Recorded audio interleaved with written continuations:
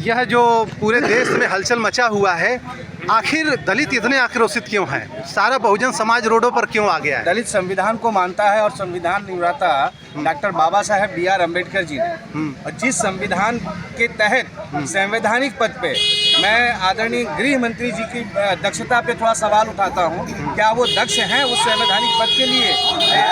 यदि वो संवैधानिक पद के लिए दक्ष होते तो वो कह रहे हैं कि अम्बेडकर आप रट लगा रहे हैं, यदि आप भगवान करते तो स्वर्ग प्राप्ति हो जाती।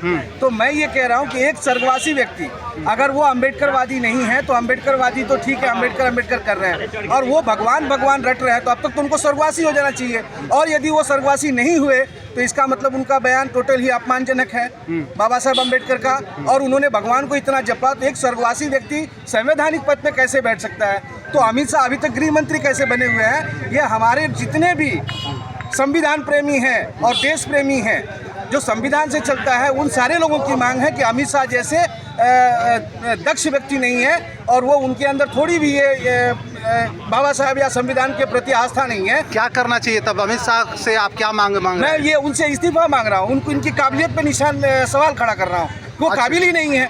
अच्छा, अमित शाह मनु जो संहिता है, मनुस्मृति है जी, RSS है, भाजपा है, जनसंघ है, उससे अमित शाह का क्या रिश्ता है और संविधान से क्या अमित रिश्ता है? शाह ने उस मनुस्मृति को भी ठीक से नहीं जाना। यदि अमित शाह मनुस्मृति के बारे में भी जानते तो अमित शाह जिस माता के गर्भ से पैदा हुए, क्या मनुस्मृति उनको पढ़ने का अधिकार उनकी माँ को दे रहा है? क्या ये मनुस्मृति ये महिलाओं को बराबरी का हक देता है? ये संविधान हमारा देता है। तो अमित शाह ने तो अभी मनुस्मृति भी ठीक से नहीं पढ़ा है।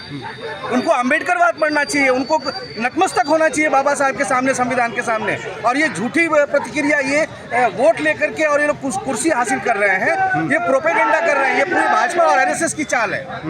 तो यह मानते हैं कि अमित शाह भारत के संविधान को मानते हुए इस्तीफा दे पाएंगे? क्या माफ़ी मांगेंगे?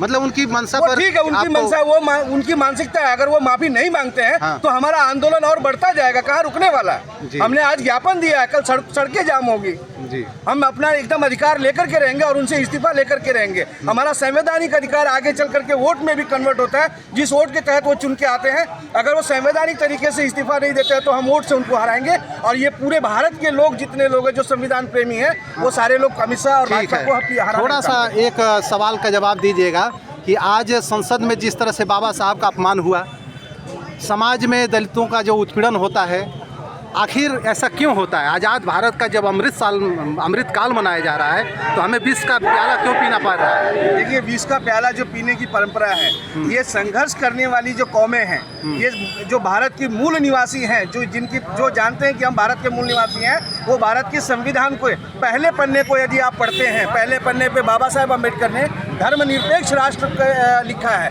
धर्मनिरपेक्ष यानी कि मुसलमान है, मुसलमान भी अपनी आस्था के प्रति आस्थावान रहे, हिंदू भी अपनी आस्था के प्रति आस्थावान रहे। और ये सब जब धर्मनिरपेक्ष है तो हम किसी का अपमान नहीं करते।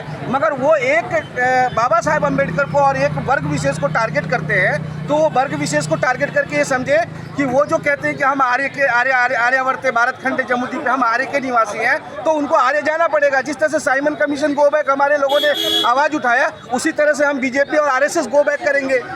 उनको छोड़ना पड़ेगा भारत। मतलब 75 सालों में जो संविधान प्रदत्त भारत का निर्माण होना चाहिए था, जिस तरीके से लोकतंत्र का निर्माण होना चाहिए था, जैसे वैज्ञानिक जो टेम्परामेंट नज़रिया होना चाहिए था, समाज के दिमाग में कहीं ना कहीं ऊपरी जातियों में अभी भी मनुवादी जो दिमाग है, उच्च नीच का, वो अभी भी मौजूद है। ये उनकी संकीर्ण मानसिकता है।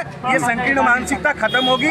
आने वाली उनकी ही जनरेशन, जो पीढ़ी है, जो शिक्षा की तरफ आगे बढ़ेगी, वो भाईचारा, समानता, संप्रभुता की और संविधान की बात करेगी। ठीक है, धन्यवाद।